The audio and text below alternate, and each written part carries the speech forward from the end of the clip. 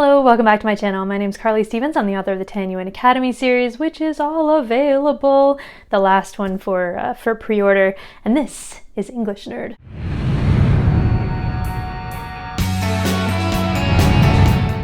So today, as it is the end of the school year for a lot of schools, some are already out, I wanted to give my number one tip for how to improve your writing now.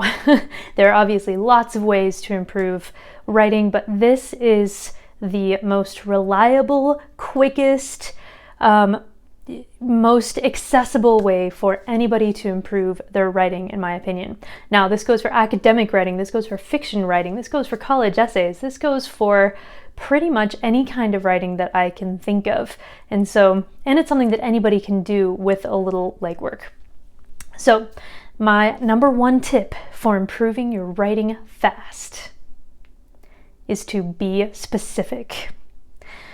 It sounds really simple, but if you are specific, if you give a detail in place of a generality, then it will make your fiction more compelling. It will make your academic writing more persuasive. It will have a world of effect on the writing that you have now. So I'm just going to give you some examples, one academic, one college personal essay, and one fiction, just to illustrate how true this is. So I'm going to start with the college essay kind of personal statement. Take this versus this. Okay, option one. Soccer changed my life. Cool, nothing wrong with it. Nothing that memorable about it either, though, which is kind of a problem when you're trying to stand out among other admission essays, if that's what this is for. Now, let's make that a lot more specific. Let's say that moment as a midfielder when my cleats dug into the grass as I sprinted after the ball showed me that grit could help me accomplish all of my goals, and it felt really good. That places the reader into the mindset that you were in as you played soccer and helps them truly understand what it was about your life that changed because of that experience. So that is an example from a personal essay. As far as fiction goes, think about option one. He looked very tired. Again, nothing inherently wrong with it. Nobody's going to say, well, that's grammatically incorrect or anything. But contrast that with his heavy lids seemed to cast shadows on his lined cheeks. Now it's something that you can see. It's something that you can experience, and you can say, oh man, that guy is really tired, instead of just being told what that is. We get that specific information, and suddenly it comes alive to us. This is even true in academic writing when you have an essay to write. Now, my specialty is literary analysis essays, so that's kind of where I'm going to be going with this example.